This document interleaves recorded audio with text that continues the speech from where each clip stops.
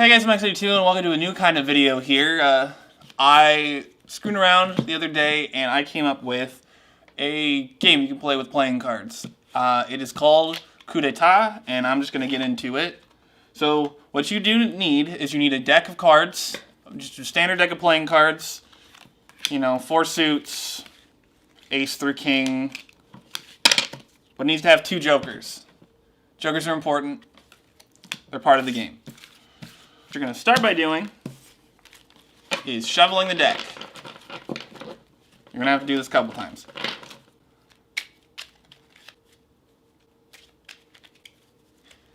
So step 1 is you're going to go through the deck until you find an ace and a king, but the first ace and the first king. So flip through. The first ace you find, you pull out. The first king you find, you pull out. So there's the first king. This might take a while if you didn't shuffle properly, like me. There's the first ace. And then you take all this, and you shuffle it back into the deck. Like I said, you're going to shuffle a couple times.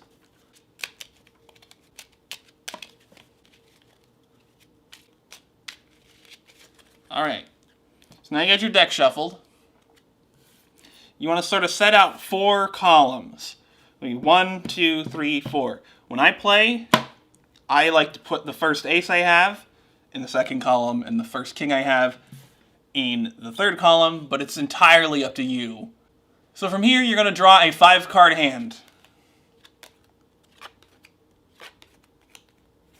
And after you draw a 5-card hand, as long as there are any aces or kings in it, which you would automatically play in either the bottom or top, you're going to put 3 cards into this card pile, as long as there aren't any aces or kings in it, which are automatically played. So, the conceit of the game is you got 5 cards in your hand. Here are my 5 cards. At the beginning of the turn, you're supposed to have 6 cards.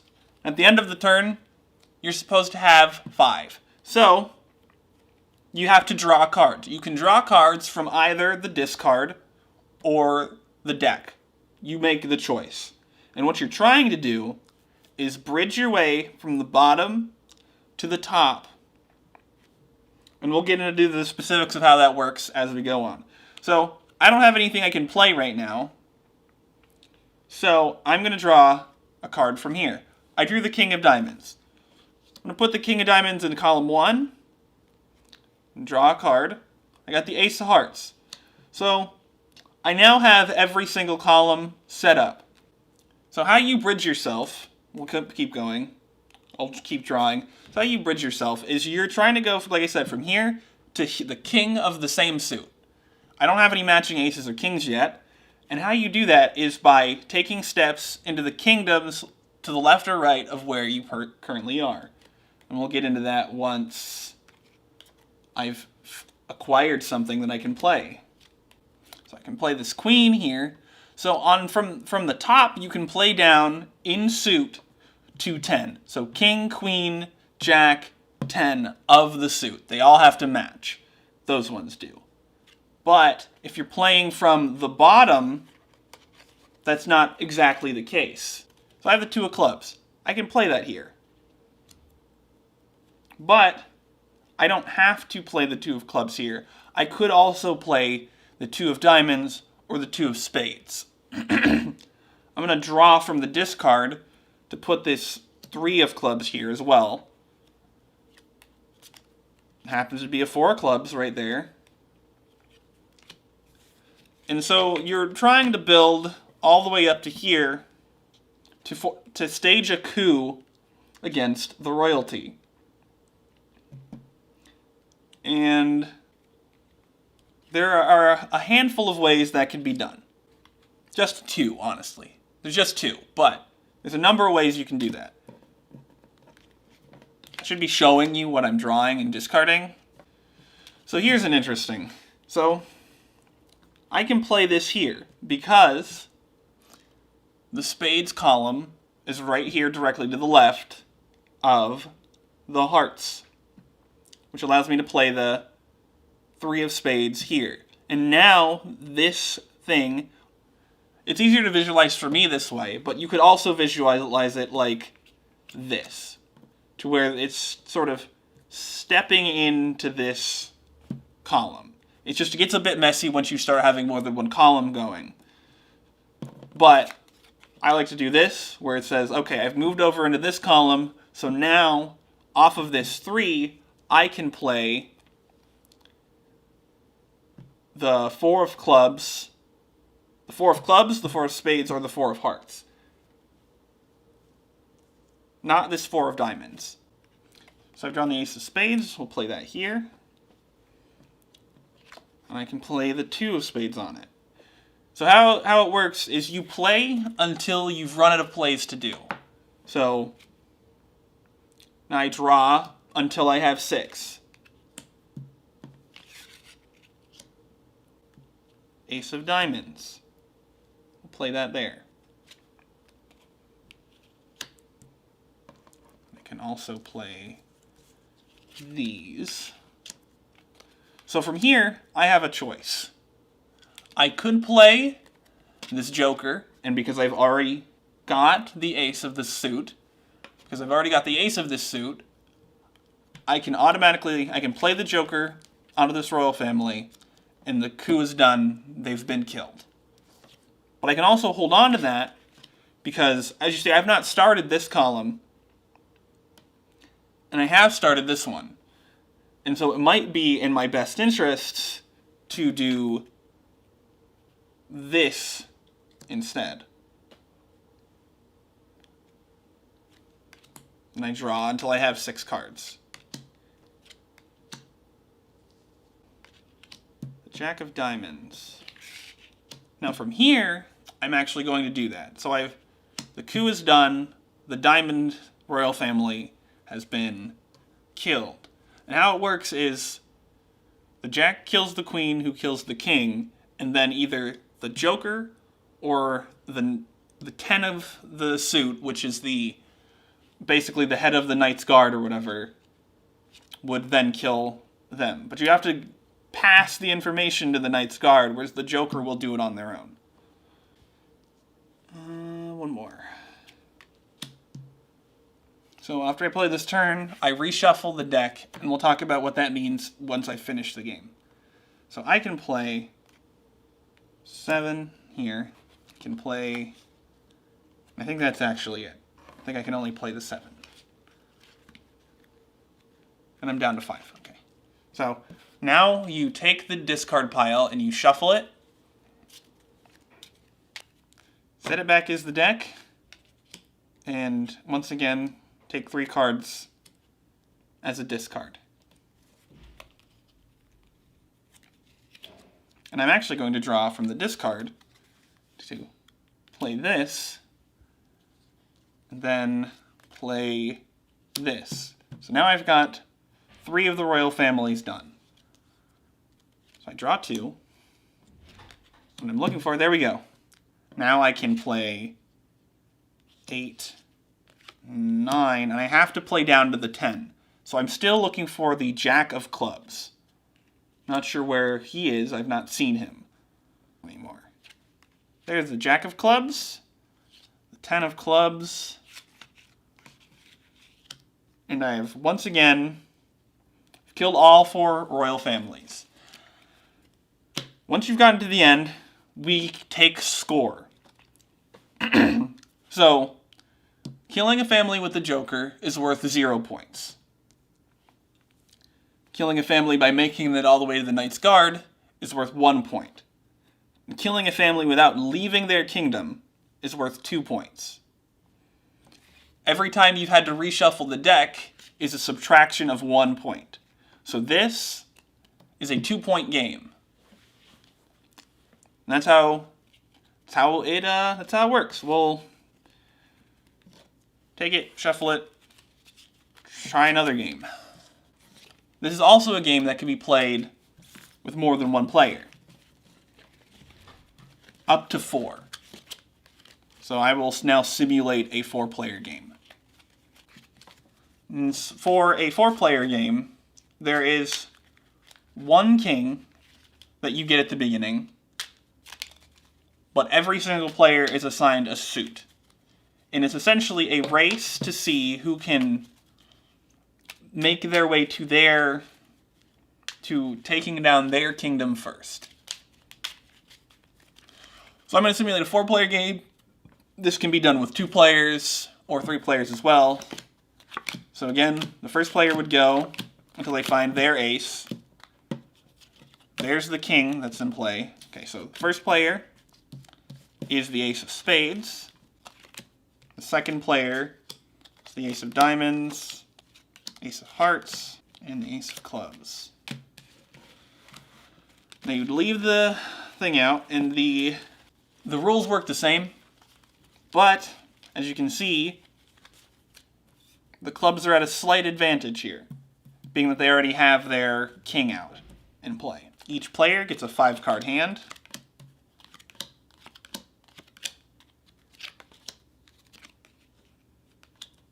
Kings are automatically played.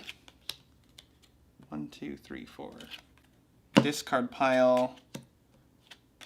3 kings are automatically played. Set it up like this over here. 3. And so, you're doing the same thing. You're trying to build your way up. You can play as many cards. You draw until you have 6. And then at the end of your turn, you have to have 5 or less. So, you draw. You can, but do not have to play on other people's lines. You can play these queens and stuff for other people. But I don't know why you would. It's not beneficial to you. So the diamonds can't do anything, so they discard the 8 of clubs.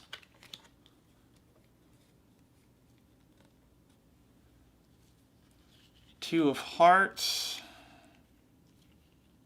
I can't make it any farther because spades is across the way. They also didn't draw a card.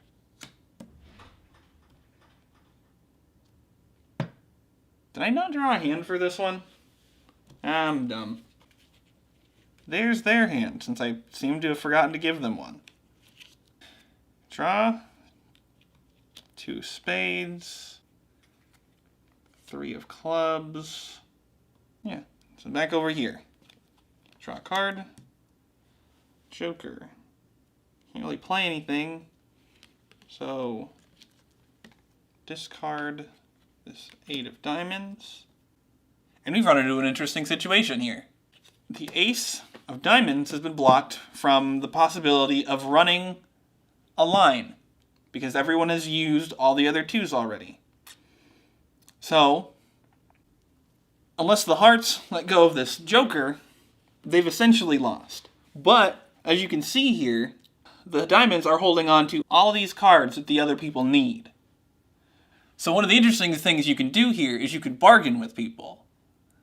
While your hands aren't known, you could bargain and say, hey, I have this card you need. So, I have this card you need. So, if on your turn you discard that card that I need, so that it's in circulation again, I will discard the card that you need. But, because hands are secret, you don't really know if people are telling the truth. The diamonds over here is in a position of control over everyone. So, they have all of these barter chips to get their job done in a way that, nobody else might be able to. And it's just a bunch of subterfuge. You want to try and screw over the other people, in a sense. Make sure that their situations don't finish before yours does. And there's not really a score system in this version. It's just sort of do it first. And you can sort of talk to people and be like, hey, is the King of Diamonds in anyone's hand? Is my card that I need? And you might not do that until you've run through the deck at least once, and you've seen basically everything there is to have. And you say, well, that's everything in the deck. somebody's holding on to the cards we need.